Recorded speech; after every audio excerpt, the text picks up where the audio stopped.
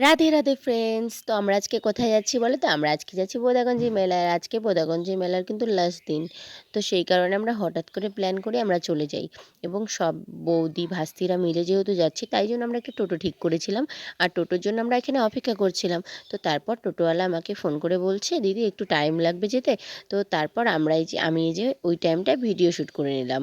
তারপর করে নেওয়ার পর টোটো চলে আসে। তারপর আমরা টোটোতে করে বেরিয়ে পড়ি আর খুব হাসতে হাসতে মজা করতে করতে আমরা পৌঁছে যাই বোদাগঞ্জে। বোদাগঞ্জে যাওয়ার পর দেখছি প্রচুর ভিড় আছে। এই দিকটায় তাও একটু কম আছে, মন্দিরের ওখানে প্রচুর ভিড় ছিল। তো এখানে তো সব দোকানগুলো জানোই, তোমরা পুজো দিতে আসলে এখান থেকে সব কিছু পেয়ে যাবে। তোমরা ডালা থেকে শুরু করে প্রসাদ থেকে শুরু করে সব কিছু পেয়ে যাবে। ফুল, বেলপাতা বলো সব পেয়ে যাবে। তো তোমরা এখানে নিয়ে নিতে পারো। তারপর আমি যেহেতু বাড়ি থেকে গিয়েছিলাম আমি সব কিছু নিয়েই গিয়েছিলাম। তো তারপর আমি তো চলে যাই মন্দিরে একদম সোজা সব কিছু নিয়ে, প্রসাদ টসাদ সব নিয়ে। তারপর এখানে গিয়ে ব্রাহ্মণের হাতে আমার ডালাটা দিই এবং দিয়ে আমার পুজোটা কমপ্লিট করে নিই। তারপর এখানে দেখো সুন্দর মায়ের মুখটা কত সুন্দর লাগছে বলো, আর মন্দিরটাকে কত সুন্দরভাবে সাজিয়েছে। তারপর আমি বাইরে এসে এখানেও পুজো করে নিই।